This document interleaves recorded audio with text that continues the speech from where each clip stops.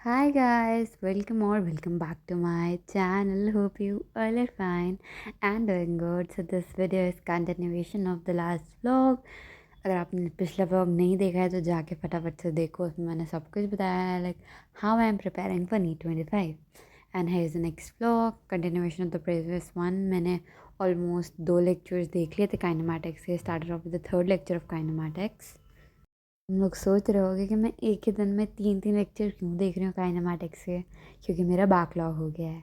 Backlog मेरे लापरवाही की वजह से नहीं हुआ है, या मे बी और may be not. Actually backlog कुछ ऐसा हुआ है कि पिछले 2 महीने से क्या चल रहा था तुम लोग को भी पता है.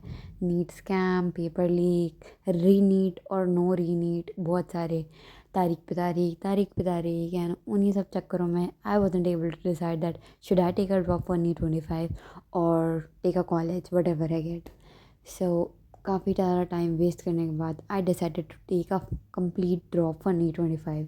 This is going to be my last drop for NEET 25 क्योंकि कई अटैम्प्ट हो चुके हैं मेरे.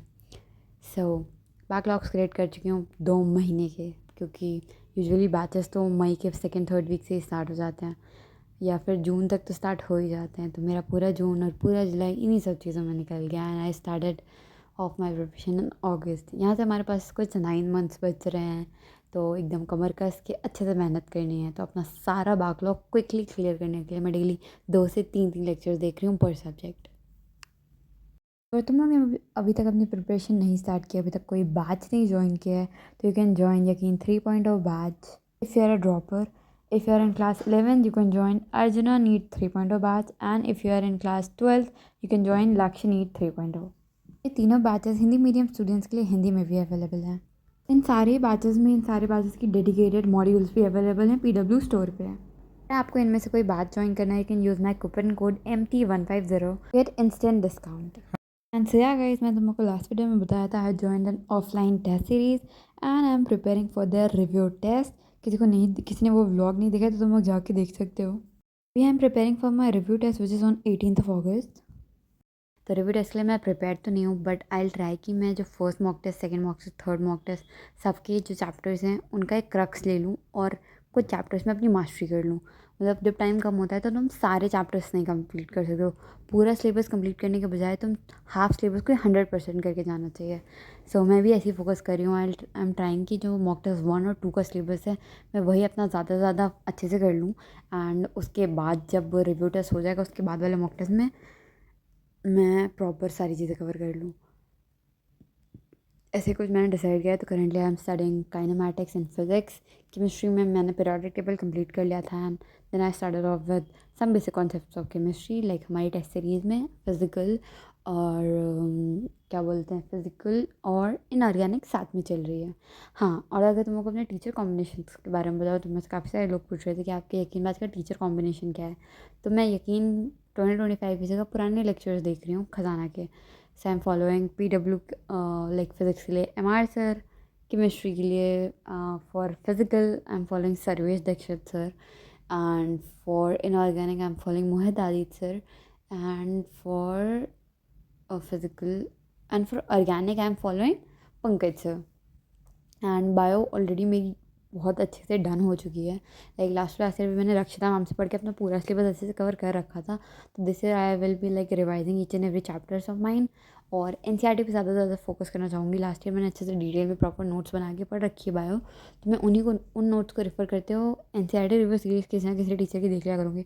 सो दैट जो नोट्स अभी तक मैंने बना रखे हैं अब उन नोट्स को मैं अपनी NCERT की लाइन में एकदम अप्लाई कर लूँ. So that NCERT line by line मुझे रट जाए. लाइक मुझे हर चैप्टर्स का प्रॉपर कंटेंट आता है, बट अगर NCERT से कहा जाए कौन सी लाइन पे तो वो मैं नहीं बता पाती हूँ. डायरेक्टली लाइन नहीं हिट करती है. सो इस ईयर मैं अपनी NCERT की लाइन्स पे ज़्यादा फोकस करूँगी कि मैं नोट्स के साथ साथ अपनी लाइन्स को 100% कर लूँ. यहाँ पे मेरा थर्ड लेक्चर कंप्लीट हो गया था और मैंने रिवीजन स्टार्ट कर दिया था. काइनेमैटिक्स में जैसे कि बहुत सारे क्वेश्चंस होते हैं, बहुत टाइप्स के क्वेश्चंस होते हैं. तो MR सर एक लेक्चर में एक लेक्चर ही पूरा डेडिकेटेड था. Like lesson 3 was whole like fully dedicated to all the questions, types of questions. तो मैंने सोचा पहले एक बार लेक्चर को अच्छे से देखती जाऊँगी, करूँगी, उसके बाद खुद से सॉल्व करती जाऊँगी.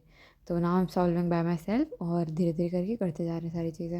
एंड यहाँ पे लाइक ऑलमोस्ट 7 आवर्स के लेक्चर थे, तो I try to complete in within 6 hours.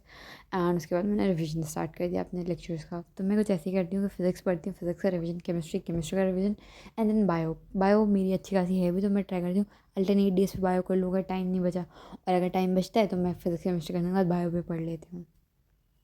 Mentor करने पे मुझे यही आइडिया दिया था कि अगर देखो मरियम तुम्हें प्रेटी मच बायो आती है, अच्छी खासी चीज़ें आती है, तो मैं उस पर बायो पे उतना नहीं वर्क करना है, तुम बायो को अल्टरनेट डे रख सकती हो। एंड जिस दिन बायो नहीं होती तुम फिजिक्स केमिस्ट्री पर पूरा फोकस कर सकती हो।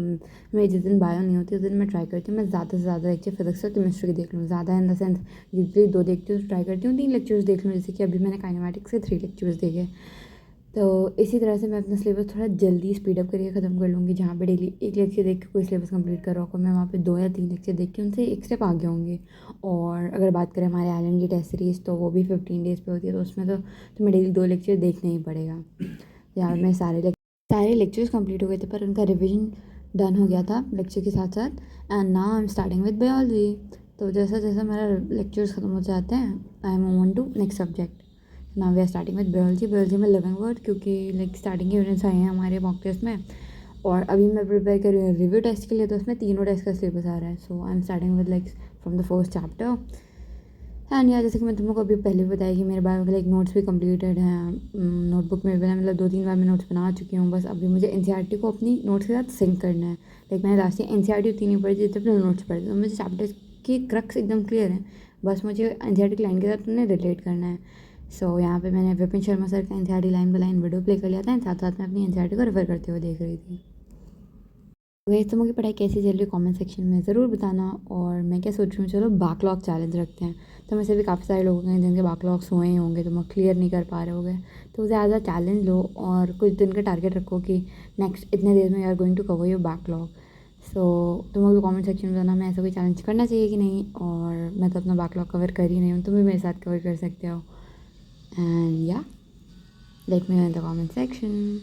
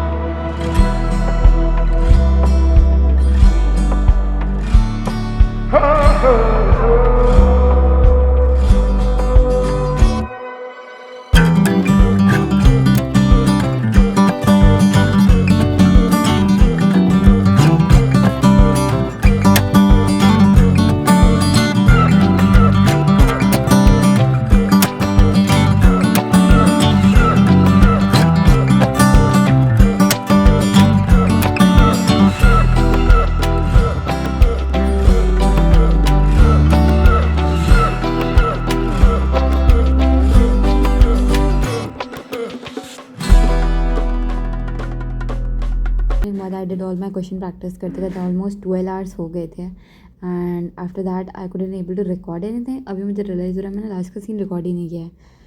सो या तो मुझसे नेक्स्ट वक्त में मिलते हैं। Till then goodbye and have a great day.